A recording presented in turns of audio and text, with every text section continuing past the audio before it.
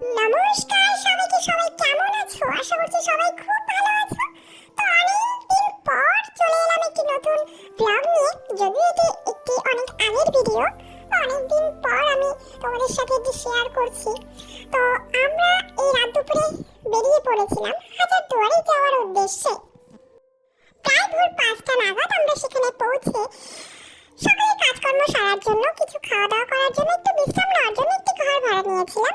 তো সেখানেই আমরা সবাই মিলে একটু বিশ্রাম করছিলাম, খাওয়া দাওয়া করছিলাম, গল্প গুজব করছিলাম। তারপর আমরা বেরিয়ে পড়েছিলাম সকাল সকাল আমাদের গন্তব্যের উদ্দেশ্যে। তো আমরা এখানে যাবো হচ্ছে ঘোড়ার গাড়ি করে, টুকবুক টুকবুক টুকবুক টুকবুক করতে করতে। এই দেখো আমাদের ঘোড়ার গাড়ি চলে এসেছে, আমরা সবাই মিলে উঠে পড়েছি ঘোড়ার গাড়িতে। চলো তাহলে সবাই মিলে এখন যাওয়া যাক।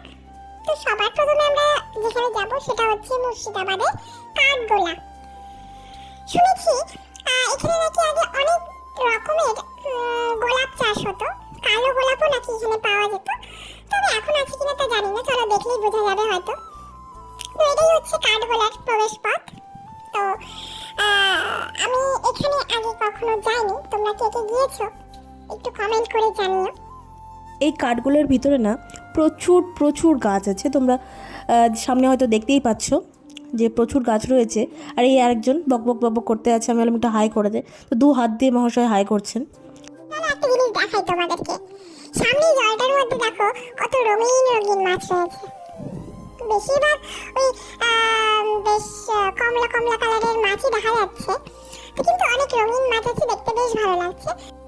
আর এখানে এই আঙ্কেলটি আমাদের সব কিছু দেখিয়ে দিচ্ছিলেন, বুঝিয়ে দিচ্ছিলেন যে কোন দিকে কি আছে, কোনটা কবে বানানো হয়েছে, কে বানিয়েছেন, কি দিয়ে বানানো হয়েছে, যাবতীয় কিছু। তো এই সামনেই তোমরা দেখতে পাচ্ছ যে এটি যে আছে, এটা হচ্ছে একটি মাছের সমাধি।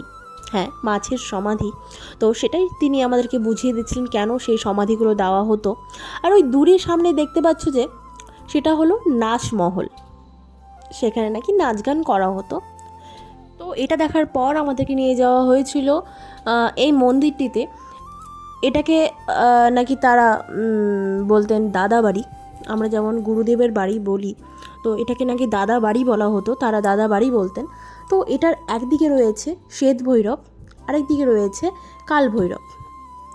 ফাইনালি সেই গোলাপের বাগান, ভিতরে এত রকম ভ্যারাইটিস গোলাপ ছিল, যেরকম গোলাপ আমি এর আগে কখনো দেখিনি, এত বড় সাইজের গোলাপ আমি কখনো দেখিনি। তো সামনে হচ্ছে এটা আরেকটা মন্দির, যেটার দরজা এবং জানলাগুলো নাকি রূপোর ছিল। তো এর ভেতরে কোনো ক্যামেরা অ্যালাউ ছিল না বলে কোনো রকম ভিডিও ফটো ক্লিক করতে আমরা পারিনি। এখানে এসে সব থেকে আমার যেটা ভালো লেগেছিলো সেটা হলো এই মন্দিরটা। অনেক শান্তির একটা জায়গা, মন্দির মানেই যদিও শান্তির জায়গা। কোথায় আসছিস তুই? কেমন লাগছে?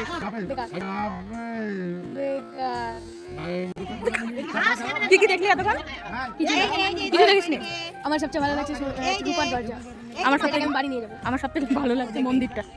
সেই আর এগুলো কি বলো তো, এগুলো হচ্ছে পালকি।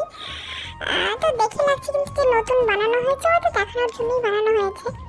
যাই হোক, ওই দূরে দেখছো কতগুলো গোলাপ, অনেক বড় বড় সাইজের গোলাপ ছিল। আর এই রাস্তাটা গিয়েছে জলের নিচে। কোনো রকম বিপদের আভাস বা অন্য কিছুর কারণে এখান দিয়ে পালিয়ে যাওয়া হতো। এটা একদম নদীতে গিয়ে মিশতো। আর এখানে খাওয়া দাওয়া করছে কিছু আইসক্রিম বাগেরা। আর এখন আমরা এখান থেকে বেরিয়ে পড়ছি, আবার একটা কোনো জায়গায় যাব, সবই তোমাদের দেখাবো এক এক করে। আর এটা হচ্ছে আজিমুন্নেসা বেগমের কবরস্থান। তাকে এখানে জীবন্ত কবর দেওয়া হয়েছিল।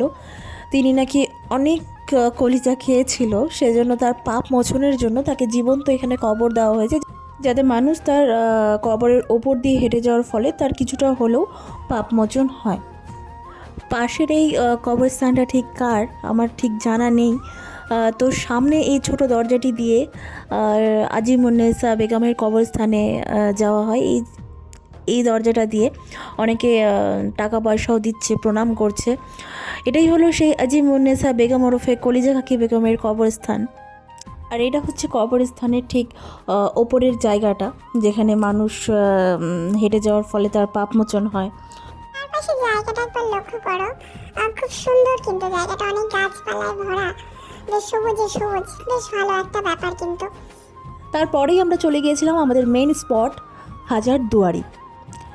চারপাশে প্রচুর লোক, প্রচুর জায়গার থেকে লোকজন এসেছে এই হাজারদুয়ারি দেখার জন্য। আর এই হচ্ছে সেই হাজারদুয়ারি, যার মধ্যে 900টি দরজা ছিল আসল এবং 100টি ছিল নকল। আর এই আঙ্কেল আবার আমাদেরকে বুঝিয়ে দিচ্ছিলেন যে কোনটা কে বানিয়েছে, কেন 900টি দরজা আসল এবং 100টি নকল দরজা ছিল। তো তোমরা সবাই কি জানো যে কেন 900টা দরজা আসল এবং 100টি নকল ছিল? জানলে কমেন্ট করে জানাও। সামনে দেখো কি বিরাট বড় লাইন দাঁড়িয়েছে, কত লোক রয়েছে সামনে। তো আমরা এই বাইরেটাতে দাঁড়িয়ে সব কিছু শুনছিলাম, সব কিছু দেখছিলাম চারপাশটা, যে কোথায় কী আছে না আছে। তো এবার আমরা লাইনে দাঁড়িয়ে পড়েছি, এই বিরাট বড় একটা লাইনে। তো ভিতরে যেহেতু ক্যামেরা অ্যালাউ ছিল না, তাই আমরা বাইরে একটু ছোটোখাটো ভিডিও ফটো ক্লিক করে নিয়েছি। তো তারপর আমরা ভেতরে গিয়ে সব কিছু দেখে টেখে বাড়ি যাওয়ার উদ্দেশ্যে বেরিয়ে পড়েছিলাম। তো সবাই এখানে টুকটাক গল্পগুজব করছিল, হাসাহাসি করছিল। আমিও করছিলাম, তবে বেশিরভাগ সময়টা আমি গাড়িতে ঘুমোতে গিয়েছি এবং ঘুমোতেই এসেছি। তো কিছুটা যাওয়ার পর আমরা একটা জায়গায় একটু জল খাওয়ার জন্য দাঁড়িয়ে পড়েছিলাম। তো সেখান থেকে টুকটাক কিছু খেয়ে দিয়ে আমরা আবার বেরিয়ে পড়েছিলাম। এবং আমাদের যেতে যেতে রাত হয়ে গেছিলো এবং রাতে আমরা একটি হোটেলে খেয়ে দিয়ে বাড়ি চলে গিয়েছিলাম। তো আজকের মতন ব্লগটা এইটুকুই, দেখা হচ্ছে আবার একটি নেক্সট ব্লগে, জানি না কতদিন পর। সবাইকে শুভরাত্রি, সবাই খুব ভালো থেকো।